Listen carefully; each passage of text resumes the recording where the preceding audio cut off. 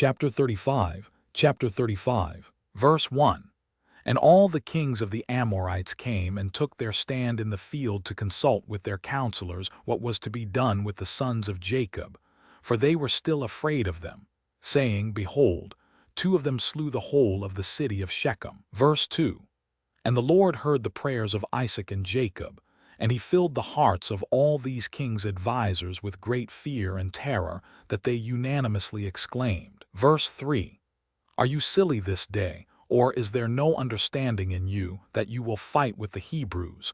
And why will you take a delight in your own destruction this day? Verse 4. Behold, 2 of them came to the city of Shechem without fear or terror, and they killed all the inhabitants of the city, that no man stood up against them. And how will you be able to fight with them all? Verse 5. Surely you know that their God is exceedingly fond of them, and has done mighty things for them, such as have not been done from days of old. And amongst all the gods of nations, there is none can do like unto his mighty deeds. Verse 6. Surely he delivered their father Abraham, the Hebrew, from the hand of Nimrod, and from the hand of all his people who had many times sought to slay him. Verse 7. He delivered him also from the fire in which King Nimrod had cast him, and his God delivered him from it. Verse 8. And who else can do the like?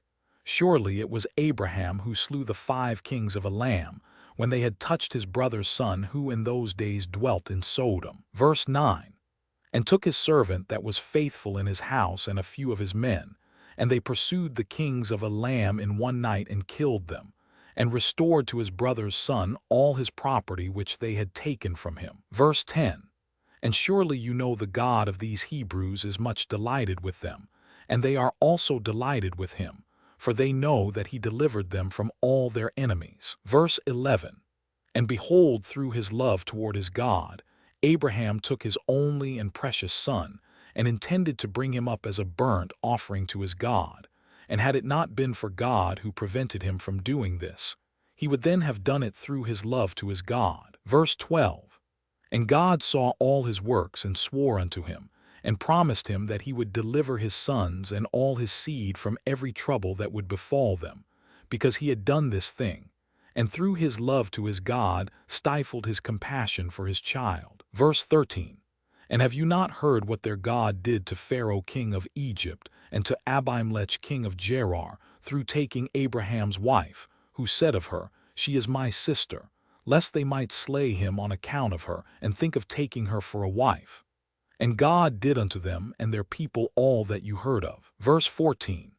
And behold, we ourselves saw with our eyes that Esau, the brother of Jacob, came to him with 400 men, with the intention of slaying him, for he called to mind that he had taken away from him his father's blessing. Verse 15. And he went to meet him when he came from Syria, to smite the mother with the children, and who delivered him from his hands, but his God in whom he trusted.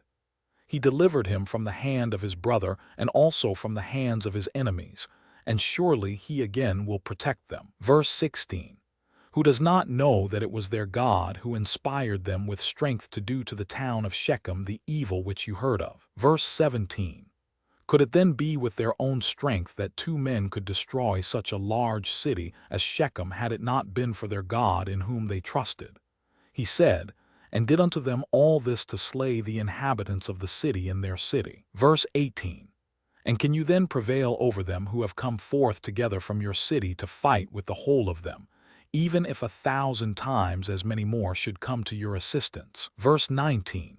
Surely you know and understand that you do not come to fight with them, but you come to war with their God who made choice of them, and you have therefore all come this day to be destroyed. Verse 20.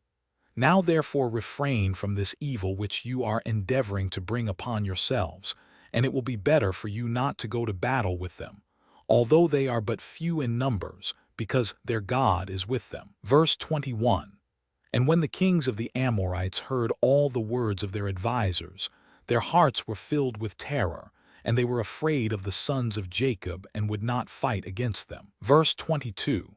And they inclined their ears to the words of their advisers, and they listened to all their words, and the words of the counselors greatly pleased the kings, and they did so. Verse 23.